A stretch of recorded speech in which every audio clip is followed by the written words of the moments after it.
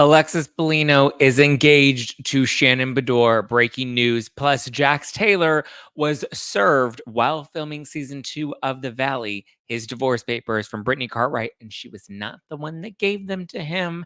And we also have on Megan Cuniff, who was a reporter in the courthouse during the Girardi conviction. We're going to chat all about what went down in court and what we can expect for Erika Jayne moving forward ahead of Tom Girardi's December 6th sentencing.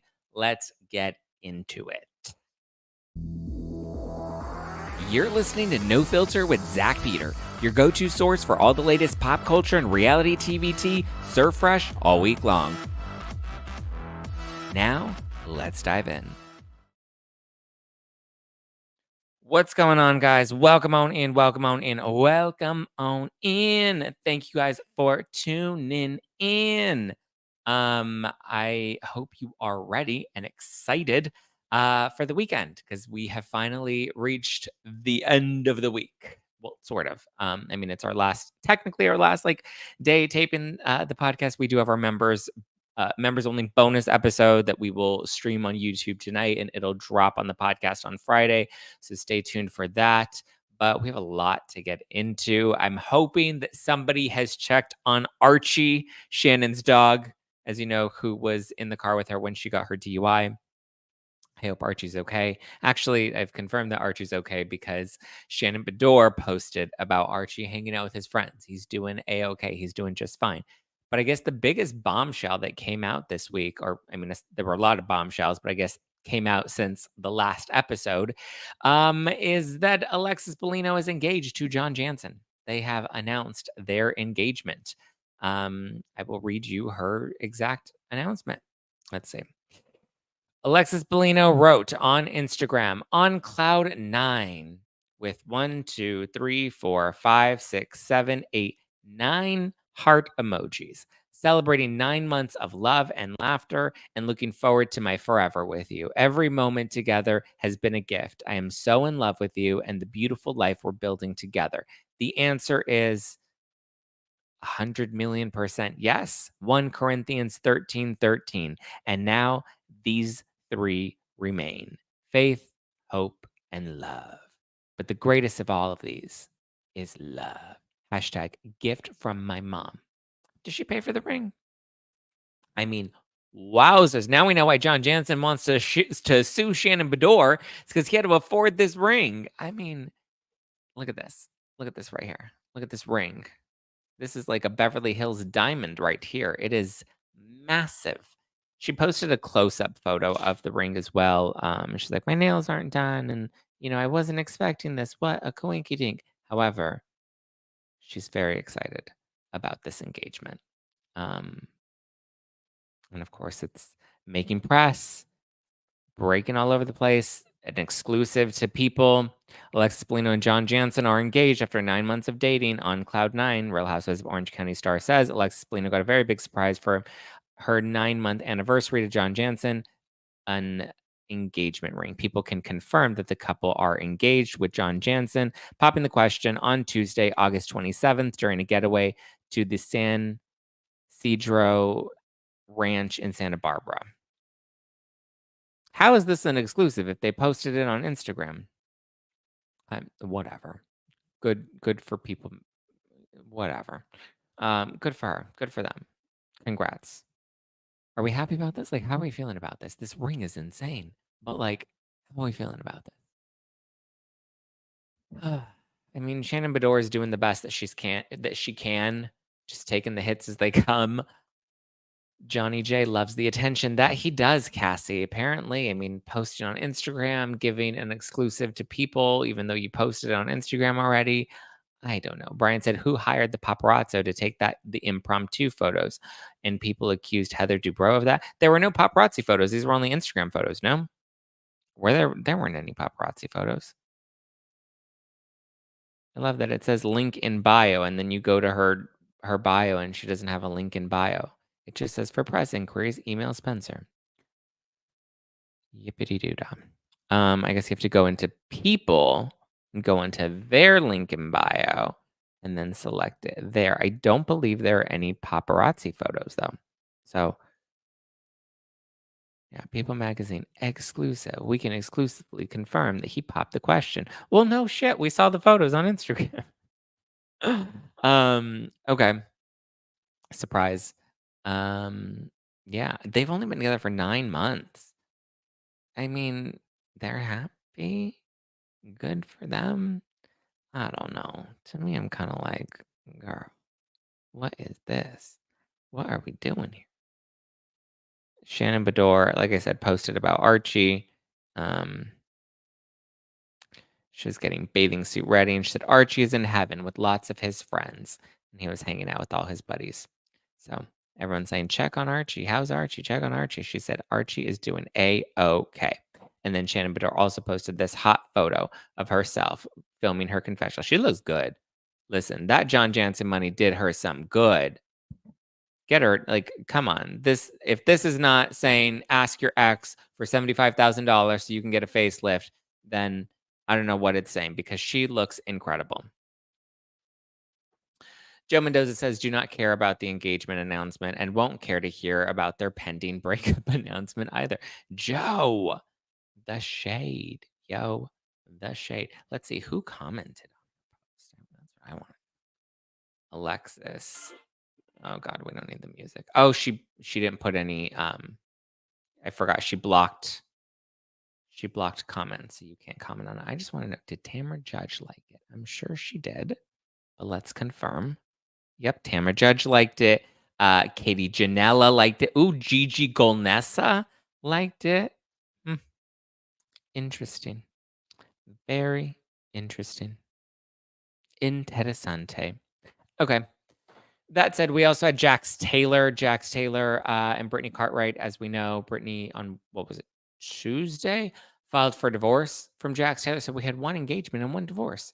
And so they are filming the new season of The Valley, season 2. Jax Taylor has been in his treatment facility, and he's been in his treatment facility since for a couple weeks now, but he got out last week. Last Thursday is when he left the treatment facility to get back into filming for The Valley. And, well, I mean, that's interesting, right? He got out on Thursday, only to then less than a week later be served with divorce papers. So I'm assuming whatever he learned in treatment, it wasn't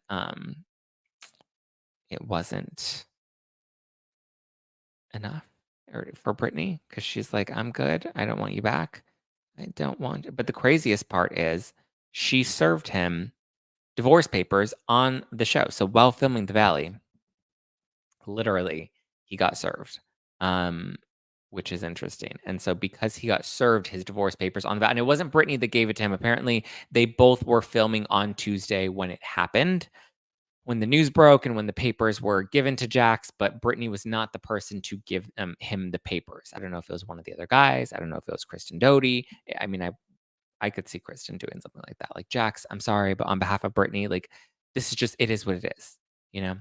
And so, of course, this then prompted, a breaking news emergency podcast episode from none other than Rachel Leviss. My goodness. Let's see. What did Rachel have to say? This is Rachel Goes Rogue. Welcome back to another episode of Rachel Goes Rogue. This is your host, Rachel Savannah Leviss. Oh, now she's Savannah Leviss. She brought her publicist, Juliet, on the podcast, and she said, Brittany has unfortunately or sadly filed for divorce. I feel like this isn't that big of a surprise because we've all known that Jax Taylor and Brittany have taken some time apart and they've separated. Personally, I don't think that it's sad or unfortunate. I'm really happy for Brittany that she's choosing herself. And some of us have suspected that this would happen eventually, but it is. Yeah, I guess it's a little bit sad and unfortunate, but you're coming from the place of empowerment, right? Which I agree with you. So many stay in marriage for all the wrong reasons. And especially when you have a kid, people stay in. She acts like she was married with a kid and she knows what it like. Why does she have an emergency podcast episode? Like, that's what I'm so confused about. She's got a whole life ahead of her. So she should make the choice that empowers her.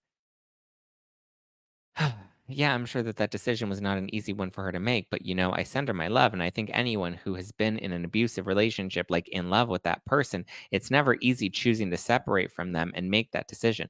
I also heard that she's fighting for full custody of their son, cruise. And then the publicist said, you did? And she said, I hadn't heard that yet. Okay, well, it says Brittany requested primary custody of their 3-year-old son. They're literally just reading the TMZ article. Okay, well, Brittany, you have Rachel's endorsement. You have Rachel's endorsement to go into treatment for Jax, and then you have Rachel's endorsement to divorce Jax. I'm glad that Rachel has a podcast so that Rachel Savannah Levis can give us all of these updates. How many names is that girl? Listen, I don't know. Not the mistress advocate. I know. You know what? That's right. She's over here advocating for all the mistresses. Now she's switching teams. She's like, no, I'm not going to advocate for all the mistresses anymore. I'm going to advocate for the wife to divorce the husband. Is Rachel actually giving people advice? I mean, she's going rogue. She's gone rogue. When you go rogue, you don't go back. There you go. Season 2 of The Valley should be coming soon. I would imagine, revealed on the podcast on Wednesday, on Tuesday afternoon. Brittany is seeking full custody of their son Cruz, physical custody, but she wants to give Jax Taylor visitation rights. So we'll see what happens. I'll keep you guys posted. Rachel will go after Jax now for attention. I mean, who knows? It's crazy, you guys. I had a dream about Tom Sandoval. I know that probably made some of your skin crawl, but it was a naughty dream too. Well, not a full naughty dream, but it was an interesting dream for sure. I don't know. I ran into him at his house with him and Ariana, and then he was like, "Ooh, Zach, do you want to go into the closet?" There were the rumors he would go in the back and do things with Billy Lee, and he invited me to go in the back and do things with him, like he rumored to be doing with Billy Lee. And I was like, no. And then somehow I ended up in his bed with him, and we were just hanging, right? Very casually, very passively, but not very demure. And then Ariana came into the room, and she was telling him that she was on her way out because I guess at this point they were still living together in my fantasy land. And then she saw me just laying in his bed, and she's like, "Oh, well, I guess that's one way to get on Vanderpump Rules." And I was like, "Oh, hi, good to see you too." And then she just walked away. And that was my wet dream with Sandoval. And then I think it ended. I don't remember how it. I don't remember how it went. Mallory, he did offer. He did offer in my dream. Sandoval did make naughty offers, and I was like, "Let's just chill." And so we just chilled, And it was. I mean, his company was very lovely. So there you go. Zach, take the weekend off. Dreams of Tom Sandoval actually mean you need some D. Well, I mean, no, I don't actually. I think I'm doing okay. I'm doing fine. It was just so random. So many random people have been popping up in my dreams lately, and I don't know how to make any sense of it all. I really don't. Um, who knows? But that's where we're at. In my dream, I would be cleaning that house. Yeah, I will say it wasn't very clean. And it was also interesting that Ariana's like, by the way, I'm heading out for the night. I'll see you later. I don't know. It was just all very strange. Did he give you a cheap plastic necklace in the dream? No, he didn't. He did offer to blow me though. Cassie says, I've been told if a person thinks about you while you're sleeping, you dream about them. I've been told that too. I don't know if that's true. But yeah, I have heard that too. But anyway, that's the update. Jax Taylor, Brittany Cartwright, they will not be making amends anytime, but they didn't go the distance, even though they both said divorce was not an option. She has officially served him. It is on camera. It is on the new season of Vanderpump Rules, and that's just where we're at. That's where we're at, and that's where we stay. Slay. And I'm glad that Rachel Leviss has given her support to Brittany Cartwright. I do want to talk a bit about the Girardi stuff because I saw that Ronald Richards was just on Ryan Bailey's podcast. Okay. And this was really funny because he was on Ryan Bailey's podcast and he was talking about the earrings. He was giving an update, but somebody sent me this specific clip and I listened to the clip. And it's funny because I immediately text Ryan because Ronald Richards was talking about how, let me see. I can't. So Ronald Richards was talking about how the earrings, or I guess Ryan Bailey asked him about the earrings, and he said that he was like, "Well, what happens to the earrings? Do the victims like what's the update on the earrings?" And then um, Ronald Richards was saying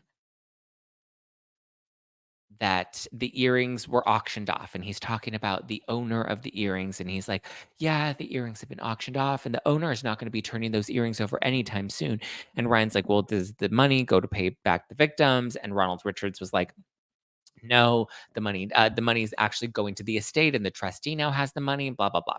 But I'm just like, and I immediately text Ryan. I took a screenshot. I was like, "Wait a minute, is Ronald Richards trying to talk about the person that purchased the earrings is like this ambiguous buyer that like nobody really knows about, and they're not going to give up the earrings, and don't worry, I'm still in contact with the trustee, and blah blah blah, and it's all good." And da, da, da. I was like, first of all, you'd stopped working for the trustee back in 2021 when you didn't have any results that how you were hired to investigate Erika specifically, and as far as I know, nothing has happened with that or nothing has come from that, number 1, and number 2, Ronald Richards forgets to disclose to Ryan Bailey that he's the one that purchased the earrings, and then his wife went and posted them on Instagram and was flaunting them all over the internet. Must have just slipped his mind, right? Isn't Ronald Richards' wife the owner of the Yes. Yes, that's exactly correct, Aoko. Ronald Richards is the one that purchased the earrings. And so I'm sharing this with Ryan Bailey, and I'm sending him the photo of the wife wearing the earrings on Instagram, tagging Erika Jayne. And I'm just like, Ryan, he's like totally, selling you a bunch of baloney here. I go, also, the money doesn't go to the victim. So let's talk about the case that the earrings came from. It was a case involving this drug, Resolent, right? That, they linked to liver damage. So Tom Girardi represented these clients that were injured or that experienced this liver damage or these side effects from taking this drug, Resolent. Okay. He represented them. He won a settlement for them. This money went into a client trust account, right? There were multiple clients part of this that were entitled to this settlement, right? Because it wasn't just one client. It wasn't like the Rui Gomez family or the Judy Selberg case. Like it wasn't one person or one family. There were multiple people involved in this case, right? That were entitled to money it was like a class. Is that considered? It's class action, right? Class action. I believe that's what a lawsuit filed or defended by an individual or small group. Yeah, small group. Yeah, yeah. Okay. So it was a class action lawsuit. Okay. Tom Girardi ultimately ends up getting a settlement for some of these clients. That money was then used to purchase or money from the trust account, right? The settlement went into that specific trust account. And then there was $750,000 that was pulled out of that trust account and spent on purchasing these earrings for his wife, Erika Jayne. She had an original pair of these earrings, I believe, when they first got together back in like 2000, I want to say, or like early 2000s. Um, no later than 2002. But so then the earrings were reportedly stolen in a home invasion. So this was a replacement pair of earrings that Tom Girardi was purchasing for Erika. It just happened that he used the money from this trust account. Okay. This case, though, is actually from 2007, or I guess he was in court 2005, 2006, but the earrings weren't purchased until 2007. So that's when he technically stole the money. Now, you also have to break down, well, what are the ratios? What was considered costs? What are the attorney's fees? What percentage was Girardi Keys entitled to take? Is that 750? Is that more than 750? I don't know. We don't know what the contract the client signed looked like, but we do know that there are several clients that have now come out and claimed that there were parts of their settlement that they didn't receive or pieces of their settlement that they weren't aware of, right? So that's where we stand. Let's see. I can get onto the other websites fine, so it's not my. Okay, looks like Megan is having an issue logging on to StreamYard, so she's not going to be able to call it. I wonder if there's a way I can call her. It's interesting because all of the instructions are here. Have a desktop, have Chrome, have Firefox, have a mic and a webcam, a good internet connection. Maybe we can have her. Well, we'll have to reschedule and have Megan on. Maybe we'll have her on when the actual sentencing happens. But okay, so back to the earrings though. It was involved in this Breslin case. This went down back in 2007. It is now 2024. So I would imagine when it comes to the earrings and the value of those earrings, there may be a statute of limitations, right? I don't know that, but I would just imagine it's been 17 years. Are they still entitled to claim that they didn't receive all of the funds from their settlement? Also, how much did each person get paid? And when you add all of those up, how much was each person supposed to get paid? There are all these factors because if he was giving some clients some settlements and other clients not their full settlements, like um, it's not as cut and dry as people would like to make it out to be. So one, this case is from this stolen money from this trust account was from 2007. Okay.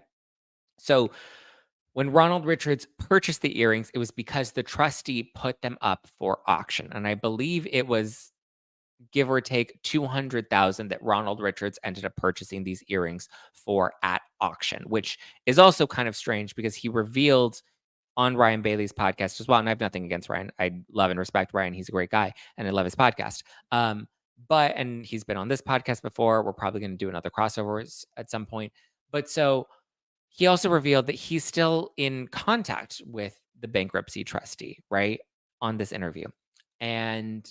Or I think he said still works closely or something to that effect, is what Ronald Richards said. I'm paraphrasing, going off of memory at the moment. But um, to me, if you were previously hired as special counsel to investigate Erika, and then you're released from that investigation, the same way housewives choose to leave the franchise, you're released from it. You leave on your own accord, right? And then you purchase the earrings, and then you're still speaking to the trustee. Something about that, I don't know, I'm just a dumb podcaster, but there's something about that that feels a little bit like a conflict of interest.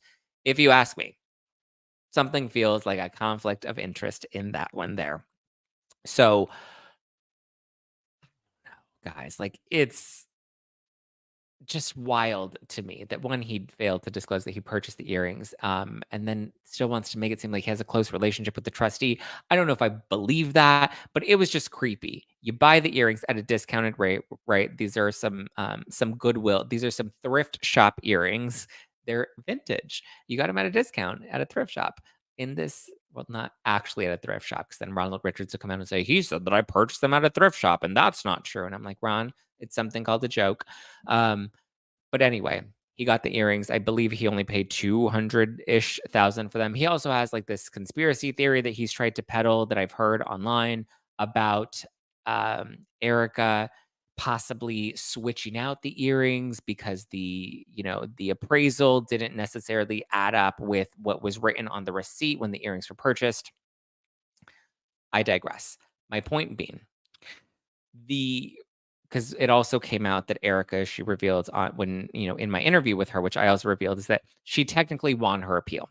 And so what does that mean? Because some people are like, well, did she win her appeal? And other people like Ronald Richards will say, no, she didn't really win her appeal. Or other Bravo podcasters have come out and said, no, she didn't actually win her appeal, or she won it on a technicality. Yes. And the reason the appeal was technically won on that technicality, the technicality is that nobody knows who the true owner of the earrings actually are. Nobody knows who the earrings actually belong to, because there are a few different arguments here, right?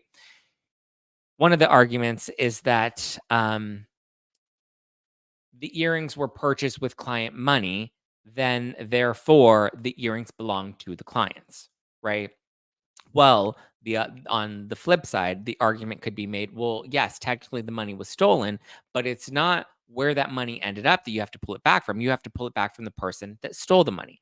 Therefore, Girardi Keese is who you need to hold accountable. So the trustee has to somehow replace that money, or Tom Girardi has to somehow replace that money to pay back those clients. Well, one, I don't believe any of those clients are claiming that they didn't get any of their settlement. I don't even think they knew about any of this until recently, until this story broke in the news about the earrings. So these clients, again, I don't even know if they have a case, considering it's been 17 years.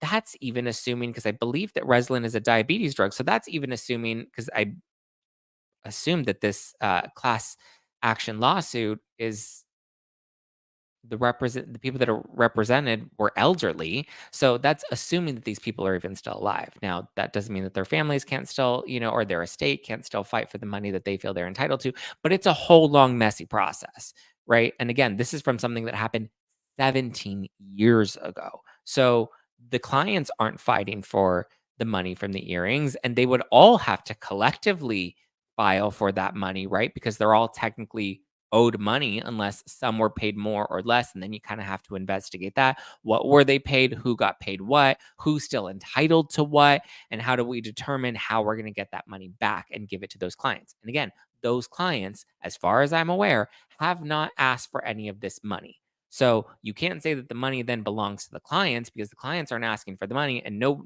the clients have not come forth to my knowledge, right? So then where does the money belong to? To the trustee? Well, if the trustee represents Girardi Keese, and technically the argument is that the money didn't belong to Girardi Keese, so is the trustee entitled to fight back that money that Girardi Keese technically stole that they're not really entitled to? And then it's like, well, then it comes down to Erika. And with Erika, it's like, well, this was a gift that was given to her by her husband, right? So even though the funds were used to purchase something that was then used as a gift, does that mean that any large purchase, anybody who received these items, do they also have to turn those items over? Because once something is given as a gift, then the money at that point is no longer stolen. The money that was used to make the purchase was stolen. And so if you're going to fight Erika for the earrings, why don't you fight the jeweler who was paid the $750,000? You know? It's not as easy and cut and dry, right? Morally, people are like, Erica should just turn over the earrings, then it pays back the victims, which is not true because again, these victims are not asking for that money back. So if the money goes back to the trustee, which it did, because Ronald Richards purchased the earrings for about $200,000, so the trustee collected that $200,000. How they used it is to be determined because I want to remind everybody that the trustee's job is not to pay back the victims. The trustee's job is to pay back Tom Girardi's debts. Most of these clients are at the bottom of the list. They're at the back of the line, right? Because there are these bank lenders, there were these high interest loans that Tom was taking out, there were these bills that never got paid. That's the trustee's priority. Who signed a contract and who's entitled to money? Those are the people at the front of the list. So a new client that now comes forth 17 years later and says, hey, I think I need my money. Unfortunately, the way our legal system is set up is they would not be at the front of the line. They would not take precedent. So when people think that, oh, turning over the earrings immediately pays those clients back, that's not true. The earrings don't go towards the victims. That's why it's like, well, then is it wrong for Erica to fight for those earrings? I don't know. That's, up to everybody and, their own subjective opinions and their own morality clauses in their own life, right? And I've heard both sides of the equation. She's entitled to keep the earrings. They were a gift from her husband. No, she's not entitled to keep the earrings because they should go towards paying the victims. I just wanted to remember. Yeah, I just want everybody to remember that money is not guaranteed to go towards any victim. Any money that the trustee brings in for the estate is money that goes to pay off Tom Girardi's debts. So again, it's not that simple. So for Ron Richards to be like, I bought these earrings so that I could do the right thing. What is the right thing? He even talks about like, well, I have clients that I'm representing, which he's often not directly said, but in my opinion, alludes to them being part of the victims as well. And you actually look at who he's representing, and they're not families that were wronged or didn't receive settlement money. They're other attorneys that are claiming Tom Girardi owes them money. So, a little dicey there too, right, Ron? So when he talks about this ambiguous person that purchased these earrings, he's forgetting to mention that he is that ambiguous person that purchased the earrings and that his clients are attorneys that are claiming that they're entitled to money from Girardi Keese. I believe he's also tried to sue Erica in those cases. As far as I'm aware, Erica's been dismissed from those cases because he has not been able to prove that Erica owes these other attorneys their attorney's fees that they should have been paid for from Girardi Keese. There you go. Let's see. Ayoko says, if Chris Camone is found guilty, will his money go to the victims? That will come down to his sentencing and whether or not he will have to pay restitution because technically he's been accused of what? Stealing $53 million is I think what the accusation was made during Tom's trial. I think that's what Tom's legal team was trying to claim was that there was $53 million that Christopher Camone ended up taking. And so I don't know. Maybe he did liquidate those funds. He did buy a new place in the Bahamas. So he does have money somewhere. Whereas Tom Girardi is stuck in, this bankruptcy case where I don't think there is, and Ron Richards admitted on Ryan Bailey's show as well, there's no money left from Tom. Like Tom has nothing to pay. And that's why Ron's like, well, that's why we have to go after Erika because Tom has no money. So you go after Erika because Erika still has money. But I mean, again, the argument is that the lawyers and the attorneys that worked there, because everybody seemed to have been, or multiple people seem to have been dipping into this pot or benefiting from it. Everyone wants to talk about the 21 million in expenses that was paid for EJ Global, but yet Christopher Camone actually took what was it, the estimated $53 million, which is more than double in that same time frame, if not a shorter time frame. So it's all very messy. And this is why I've said from the very beginning, there needs to be a forensic accounting of the books to track everything. And now that there have been a forensic accounting of the books, now it has to be determined, well, what money's what? Who's entitled to what? If there's $20 on the table, how do you divide that $20 and determine, well, this person claims that they're entitled to this and this person claims that they're entitled to that? And what do we do if we only have $20 on the table? How do we pay all these people back? How do we divide this $20? And since all of these people claim to have lost more than $20, who gets that $20? And that $20 comes down to, well, who has a contract that was signed that they're entitled to money or they're entitled to property that Tom Girardi put up as collateral when he was taking out loans. Like it's just, it's all very messy, messy, messy, messy. Ronald Richards is the poor man's Gloria Allred. No, Ronald Richards is an ambulance chaser. Gloria Allred tries to fight for the underdog, from my understanding. Ronald Richards does not try to fight for the underdog. Ronald Richards, look at his client list. You make up your own determination. I'm not going to make any accusations against him, but look up who he's represented in the past. Okay. And I'll let you come to your own conclusions. I don't want to sway you one way or the other, though. Is there any way that they can sue the California State Bar? Yes, Krista Marie. They can sue the California State Bar. But the issue is the bar, I think, has a cap of how much you can sue for. So, and it's not anything compared to what these clients are entitled to.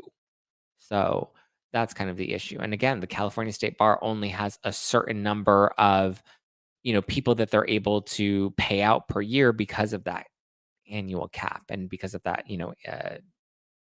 payout cap.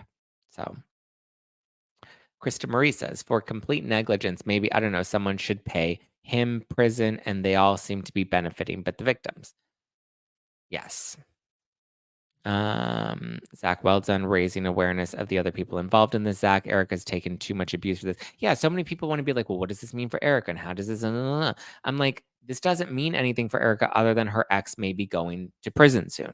But this does mean that there is Christopher Camone, who is the CFO at Girardi Keese. There's David Lira, who is an attorney at Girardi Keese and worked on these cases. There was Keith Griffin, who worked at Girardi Keese and was an attorney on these cases. There was Bob Finnerty, who is a partner at Girardi Keese. Multiple people that are now being investigated as, in their connection to this wire fraud scheme. So investigations are happening. Erika is not really part of those investigations anymore. They're going after the men that worked there and committed these crimes. And we'll see where it goes. Lyra has a trial in Chicago coming up, along with Tom. Camone has his trial coming up. So it's all, the people that did these things are being held accountable. How does this affect Erika? Not really that much, other than, the public continuing to scrutinize her. Brian Scott Patterson says, everyone involved in these cases have unclean hands. It's equivalent of suing your drug dealer because you got bad coke. Thank you for that lovely analogy. Krista Marie says, literally, they live so lavishly while the victims got very little. And again, the California State Bar should be held accountable for not investigating. Yes, I agree with you because Tom Girardi had over 200 complaints that have been filed against him over the last couple of decades that they never were investigated. They were trying well, we were so backlogged and we couldn't keep up with all of the blah, blah, blah, blah, blah. They're making their excuses. But my thing is, it's I get it if there was one attorney that had one case against him, or maybe 2 infractions filed against him, and they just couldn't keep up with all of it. How does somebody like Tom Girardi get over 200 complaints filed against him to the California State Bar? At some point, you're why does this person's name keep coming up? But then there are theories that he was buying off people at the state bar because he was friends with some people at the state bar. And so it just gets messy, messy, messy. Messy, messy, messy. This goes back decades. Yes, it does. Coffee Buzz. How many times did they get a phone call and not investigate, and they think they should not pay as much as they can cap? I mean, part of it is to prevent them from going bankrupt. But yeah, no. Mimir says, in regards to Erika's culpability in this mess, I know after years working for banks, men keep financial messes private from their wife until it's too late and the family is fiscally ruined. Yeah, no, for sure. There was one woman that was in my DMs and she's just I feel for Erika. She's I didn't know anything was going on until the FBI knocked on my door and started asking me questions about my husband and what he was doing. Listen, men have affairs behind their wives' back and get away with it. They're, when it comes, and that's personal life, right? That's not your business. Who's going to question what's going on in your business? If the lights are on, people are well, she was being named in lawsuits. And it's yeah. And she, as we saw on Real Housewives of Beverly Hills, at the reunions or when she was on Watch What Happens Live, and people would ask her, Tom's getting sued. What is your reaction to this? And she'd be I talked to him about it. And he said that it's all good. He's taking care of it. And I think she believed him. Because here's the thing, people sue rich people all the time. So it's not crazy to think that or if Tom's oh, this is just another frivolous lawsuit from somebody that's claiming that they are entitled to more money when they're not. So, yeah. Joe says, if Shannon had to pay for her boob job, then Tom's judge ex-lover should pay back the cost of the work she had done to her back to the trustee. You want her to return the booty? You want Miss New Booty to return the butt Tom Girardi bought her? Miss New Booty? I don't think she gave up the beach house. But it's how do you repo a booty? Yeah, 200. Yeah, over 200 complaints is what was revealed in court. I give Chris Camone's ex-wife a lot of credit for walking away. She wasn't his ex-wife. She was his fiance. I believe that's who you're referring to, the woman that testified in court. So, yeah. Yeah. Guys, hit the like button if you're watching this and you're enjoying today's episode. Did the judge say he was dating get called into the judge? Oh no, the Trisha Bigelow, Gigolo Bigelow, Judge Trisha Bigelow. She was not called in. No, nor was Erika. Because again, the point was we're not going to focus on all these things. Tom Girardi, we know Tom was frivolously spending, right? So we already know that. We don't need to talk about who got what. We just know that these are, based off of the forensic accounting. This is what was spent. This is the total that Tom owes. And we don't need to talk about who got what. What we need to focus on is the fact that he's guilty. And here's the evidence that proves that he's guilty of doing these things. Wanda says, then how come Erika is the only wife that is getting dragged? Drag them all. Or are those other wives just innocent victims? So some are and some aren't. Make it make sense. I agree with you, Wanda Lee. I think Erika is just the most public figure. So I think the reason she keeps getting named in these lawsuits is so that there's attention on them. Kristen Marie says, so Erika couldn't testify against Tom, right? Because they're legally still married, and that's why she hasn't legally divorced him. There is spousal privilege, yes. So, and they are technically still married. Ronald Richards had an interesting theory on Ryan Bailey's show, and he said that the reason Erika hasn't divorced him is because she doesn't want to pay him alimony. And I was like, "What?" Like, first of all, like, the divorce is like, Tom Girardi is facing criminal charges. The last thing that's gonna be touched on is the divorce. Like, he just finished one criminal trial. He has another. He still has a sentencing coming up in December. You really think settling his divorce is gonna be at the top of his priority list? But so he said it's because he does or Erica's delaying the divorce because she doesn't want to pay him alimony. Well, let's talk about that. So, because Ronald Richards always gives information, but there's always a sliver of truth that he gives, right? And a whole bunch of context that he doesn't give. So, yes, technically, when the divorce was filed back in 2020, there was a request for spousal support. Tom Girardi was requesting that Erica pay him spousal support and cover his attorney's fees, which was wild. But yes, the divorce is frozen at the moment. Um, so, yeah, I mean, I don't think it's she's intentionally doing this that she doesn't have to pay him. I mean, is it possible that she may have to pay him some sort of spousal support?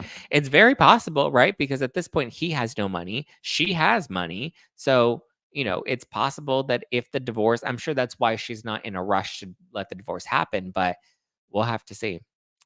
Um, a spouse can testify against a spouse if they are called and they want to. Yes, that is correct, M. Ryan. There is the spousal privilege, but if you do want to testify against your spouse, you can. I don't think that there was any benefit to Erica testifying, though. To be honest, if anything, if she testified, it may only incriminate her more, because then they'll try to go after her yet again. Are we really doing this justice for side pieces? I don't know. We should ask Rachel Leviss if she wants to lead that charge. Lizette said, "Poor Erica is going to have to deal with the IRS when they come knocking because they will." Well, they already went through all the financials, right? We had Agent Robertson. I keep wanting to say like Robertson, but it was Robertson. Agent Robertson testified, and he showed all the financials, which you know I assume they're going to go through. Like it's going to be a big mess tax wise for Erica for sure. Can't stand Ronald Richards. He's such a fame whore vile man. I mean, your opinion. I'm not going to say I disagree with it. I'm just saying I'm not making any claims against him. Can she get a divorce now, or maybe she's on his life insurance policy and is willing to wait? I wonder. I don't know if she no, because again, it's frozen because he still has his sentencing coming up. He has another trial in Illinois that's coming up. So it's not happening anytime soon. I mean, if anything, he's probably going to die before a divorce comes through. And she's not going to inherit his insurance policy. All of his money is being, drained so that he can pay back his debts. She ain't getting anything out. There's nothing to get from him. IRS is going to wait a bit more until Erica starts having more money and can sustain paying not just the IRS, but also the franchise tax board. Yeah. Yeah. Yeah. It's going to be crazy. Crazy, crazy, crazy. So is he really going to be like in prison, or is he going to have some sort of medical institution? Because even though he was uh, competent at the same trial, he's still under conservatorship, correct? Yes. So that's what we're going to find out come December. So December 6th, we're going to reach sentencing. And in reaching sentencing, we will find out where the judge, how much time he gets. It's unlikely that he's gonna get any restitution, because again, there's no money there. So I don't know. We're gonna have to see what the judge has to say, but that's not until December. He may go to prison. He may be put in some, medical institution. I know some prisons have there are some prisons that have like a special division for, people that are elderly or handicapped. Like, he's not gonna be in Gen Pop, the general population. He's gonna have his own, he'll have his own wing in prison. Tom will not have a dime to his name. He doesn't have a dime to his name. If anything, any money, I think he has Social Security money that he's getting right now, I believe is what we found out. And that money's like really just going to pay for his care. But he ain't living that lavishly. Joe says it's a white collar crime, so he'll probably be in one of those nicer prisons and maybe old people accommodations. Yeah, for sure. If he ends up going to prison, but we don't know. We'll see. This is a clusterfuck. Yes, it is. He'll be put in an old geezer ward. Yeah, he will. Krista says, I'm like a pro with the South District of New York. I spent most of my adult life in that court, but not with laws anywhere else. Okay, maybe you can make some recommendations for Tom. Whew. All right. Well, I think that's all I got for you guys. He might spend 1 to 2 years in a dementia ward in a minimum security prison, then to a secured nursing home. That's more likely. I don't believe Girardi is demented. You don't believe he has dementia, or you don't believe he's demented? Because dementia and demented are two different things, right? They are, right? Like, I'm not crazy. What is demented? Demented is having wildly or irrationally on account of anger, distress, or excitement affected with dementia. Yeah. Okay. So they do. But I just feel like demented is used very differently, right? When you say someone is demented, you mean like they're mad, they're insane, they're out of their mind. But when you say someone has dementia, it's usually referred to somebody's like memory. Zach is serving the tea. What tea did I serve? I'm demented. Tom has dementia. There you go. Thank you. Yeah, uh, that's what I was getting at. Yeah, Jen Johnson says, I'm demented too. I think Tom is and has both. The court didn't prove 100% that he is faking it. Yeah, they said that there is cognitive decline. Is it to the extent that his legal team was trying to argue?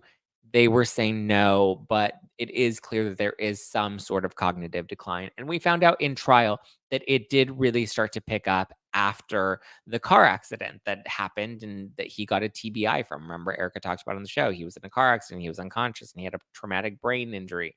And so, you know, from there is when they say that the cognitive decline really started to pick up. But you have to remember, this dude's in his 80s. He's not going to be all there anymore, you know? Ugh. Yeah, I always thought demented meant cynical. Yeah, well, it's more of just like mad, right? Demented is like evil, crazy, you know? He's just literally 199 years old. And then a lot of people are like, "Oh my god, well, he's facing 80 years in prison, 80 years in prison." He's not gonna get 80 years in prison. As I had Stuart and Keith on, their attorneys, they were talking about it with me the other day. They're like, "Listen, it's likely he does face a maximum sentence of 20 years per charge, right?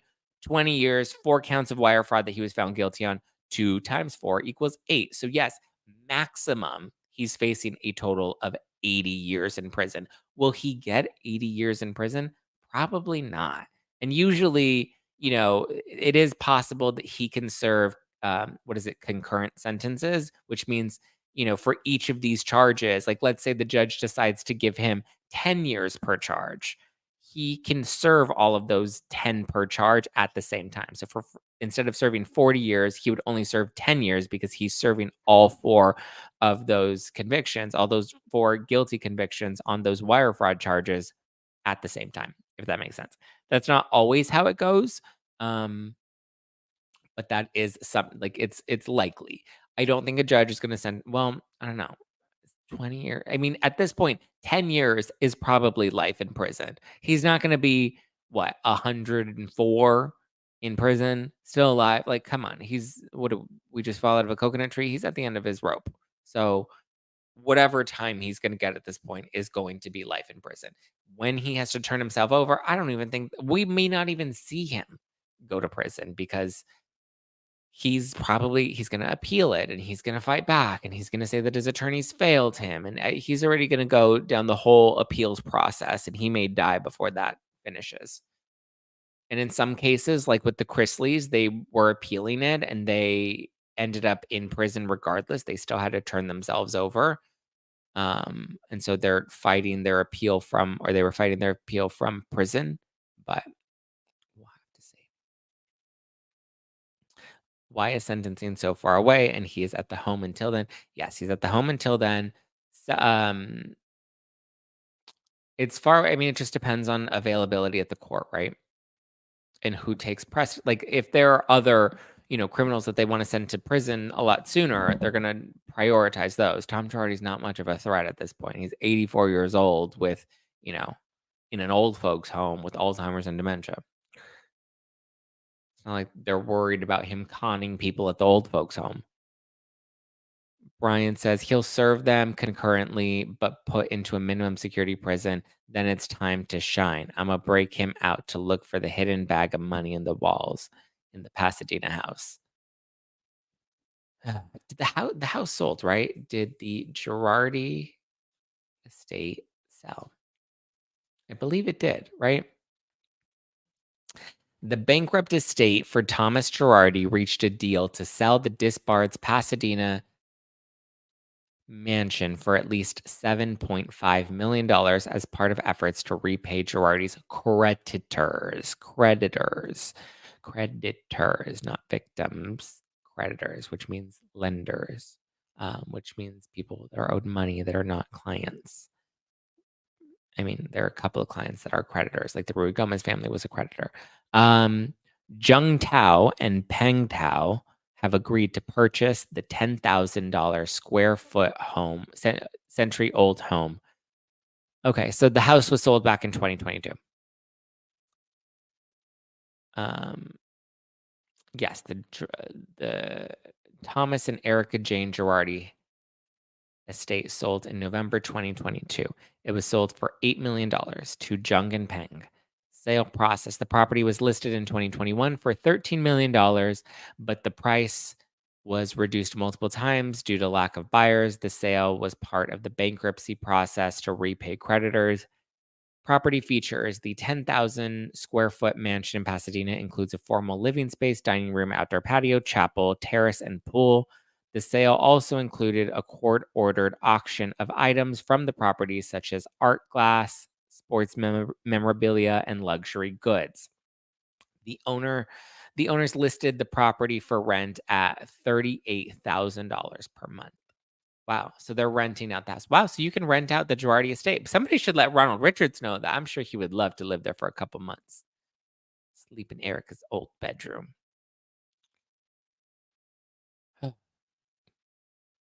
Let's see what it says to Erika Jayne's earrings. So, yep. As reported, as I said last summer, Ronald Richards, a lawyer who once worked for the trustee in the case, said on Twitter in December 2022 that the earrings sold for $250,000 in an auction to raise funds for Girardi's alleged victims. Yes, he's the one that purchased them. And then his wife was wearing them and flaunting them on Instagram. So, yeah. Oh, and then here's an article about John Hamm. Real Housewives of Beverly Hills, Erika Jayne tells John Hamm, fuck you, over diamond earrings. Erika Jayne is not John Hamm's biggest fan right now. The Real Housewives of Beverly Hills star said fuck you to the actor months after he called her out over those $750,000 earrings. While appearing on a Monday, October 30th episode of the No Filter with Zack Peter podcast, Jane, 52, name-dropped the actor she spoke about her legal win from earlier last summer. I have my appeal, and that's, like John Hamm, they were never yours. Fuck you. I won on appeal. You don't know what you're talking about. They were never yours. Really? Appellate judge said they were, or at least said you can't prove that they weren't. So that made me happy. Jane's diamond earrings became a Real Housewives of Beverly Hills storyline throughout season 12 when she displayed hesitation about returning the jewelry worth $750,000 given to her by her estranged husband, Tom Girardi, who allegedly stole money. So, yeah. And she got mad at John Hamm because he said on Howard Stern that she should give back the earrings.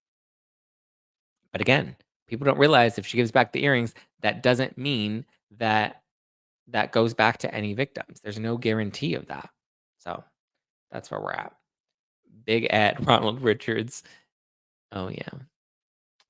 Big Ed Ronald Richards. That's funny, Krista Marie. I'll bring my metal detector. I bet that house is really convoluted. Seems like a lot of people in the chat want to go on a Zack Pack adventure hunt for the last forgotten Tom Girardi booty. Trisha A. Bigelow's booty? Judge Bigelow? Judge Gigolo Bigelow? All right. Well, that's all I got for you. That's all she wrote. We'll see when we can try to reschedule with Megan. Give Megan a follow. She's been following the Girardi case very closely. Megan Cuniff. Go show her some love, some support. As the Washington Post described her, arguably the most influential legal journalist working today. So go give Megan Cuniff a follow. She's got a great Substack that you can check out. We'll see. Maybe we'll have her on the podcast closer to sentencing. But thank you guys for tuning in. I love you. I appreciate you. If you're a member of the Zack Pack, yes, we will have our regular weekly live stream that'll happen this evening. Stay tuned. Bonus episode will drop on No Filter Plus on Apple Podcasts. If you're not subscribed to Apple Podcasts, but you want a bonus episode per week, I will absolutely go and suggest that you go to Apple Podcasts and subscribe to No Filter Plus. All right, let's get it. Let's get it. Get it. Sarah says, you go rest now, Zach. Long week for you. It's been one hell of a long week, but you know what? I did realize that I ended up reaching 70. Well, my goal for the month of August was to run 75 miles. And as of this morning, I ran 74.7. So I'm 0.3 away from my 75-mile goal, but we still got a couple days left in August. So I'm like, maybe I'll run all the way to 80. We'll see. Give me a follow, Just Plain Zach. Follow the podcast at No Filter with Zach. Check out a new episode of the Pop Report, which is out right now, and catch a new episode of the Pop Report out on Friday. All right, guys. Love you. Appreciate you. Talk to you later, skater. Bye. Bye. Bye. Bye. Bye. Bye. Ciao, guys. Ciao. For now.